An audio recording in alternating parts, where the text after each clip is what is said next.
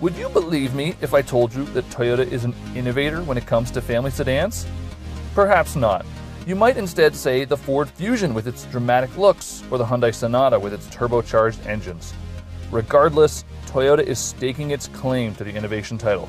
So to put that assertion to the test, I'm here at the launch of the significantly updated 2015 Camry to evaluate its many attributes amid the breathtaking scenery on the Big Island of Hawaii.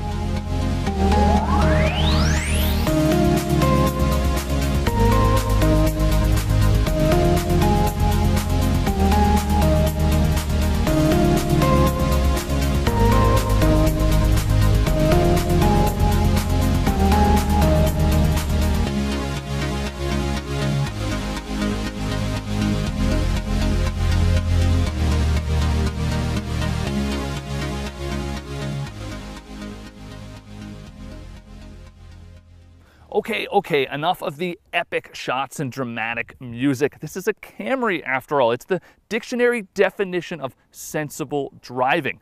Regardless of the bold new look, people buy Camrys because they're practical, they're fuel efficient, and their likelihood of breaking down is about equal to your chances of winning the lottery. What's behind me here is also proof positive that Toyota is in fact an innovator in mid-size sedans. What's so special about it? Well, in general, just 3 years after introducing the new model, Toyota has dramatically updated the Camry, replacing 2,000 parts. More specifically, I'm talking about this new XSE trim level. Think a single trim level doesn't matter? Let's go for a ride.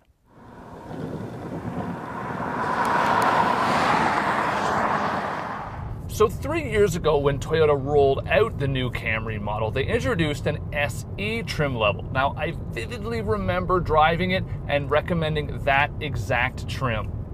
To keep the innovation ball rolling, Toyota has now introduced this car, the XSE. Yes, I'm a big fan of the SE trim level, but not really for the reasons that Toyota recommends. I mean, if you're looking for a sporty mid-size sedan, you might be better off in a Ford Fusion or a Mazda 6. What the Camry SE really delivers is a more premium interior, a better looking car, and overall just a better car to drive. And it's all for a very small price increase.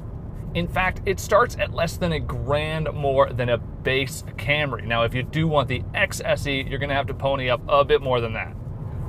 With that, you get heated front seats, a 4-way power passenger seat, and custom 18-inch wheels, as well as a leather interior with these beautiful ultra suede inserts. And they really look like the kind of Alcantara you'd find in a Mercedes-Benz. Upgrade to the V6 engine, and Toyota tosses in keyless access with a push-button ignition, a power moonroof, upgraded audio, and a 7-inch display screen with navigation and apps. If you're shopping at the higher end of the price range, you're probably interested in the new technologies available, and there are plenty, including adaptive cruise control, lane departure warning, blind spot monitor with rear cross traffic alert, and an auto high beam feature that actually turns down the high beams automatically so you don't accidentally blind oncoming cars. Plus, you also get one additional feature that you really won't find anywhere else, and that's wireless charging for your cell phone. Even with the big wheels and low profile tires, it's still a comfortable ride. I also really enjoy the steering in this car. It has a great on-center feel. It's nicely weighted too. It's sporty enough, but it's not like it's trying too hard. There's a lot of competitor cars that have really heavy, stiff steering, and it just doesn't feel natural. The big tires really do help the car move in the direction that you want it to, but I'm still reluctant to call this sporty. There's even a new pre-collision warning system that will alert you if you're about to have a collision with another car, and it can even apply the brakes, stopping the car completely at low speeds. So apart from this whole confusing SE, XSE stuff, you're probably wondering, what is the Camry itself really like to drive? Well, I can say it is definitely another step forward. The chassis itself has 150 new spot welds to help stiffen it up, and the car is about a ½ inch wider when it comes to the track, so it sits nicer on the road, and it drives more like the SE trim that everybody loves. The brakes are now more responsive without being touchy, and you get new window seals, thicker carpeting, and even redesigned mirrors to reduce wind noise. Overall, it's quieter, more comfortable, and both feels and looks a lot nicer. In fact, every body panel except the roof has been changed on this car. Inside, almost every single surface in here that the driver or a passenger touches has been upgraded and improved, and it's definitely noticeable. One downside is that, well, the styling is still rather sort of Toyota simplistic. It doesn't have a lot of flair to it. So the upside of that, however, is that, well, it's really easy to figure it out. You do not need a degree. There are huge buttons, even the infotainment system. Everything's super simple.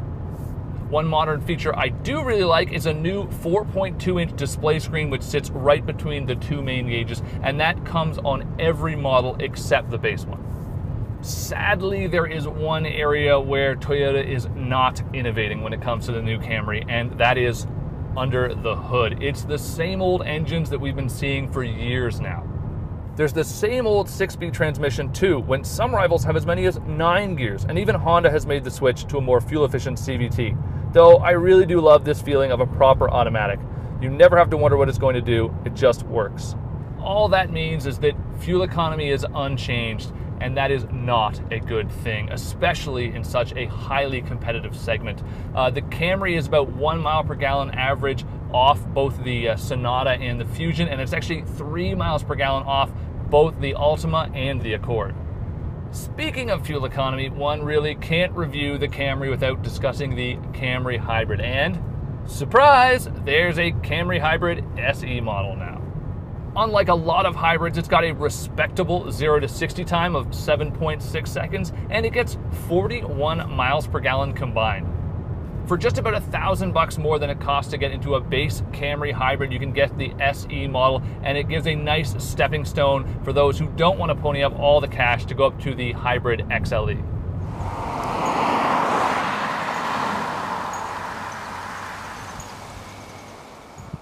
So the almost all-new Camry is another great car and an undeniably smart purchase. I have to say that the new SE hybrid trim level is pretty much a no-brainer, and the new XSE is a real winner too.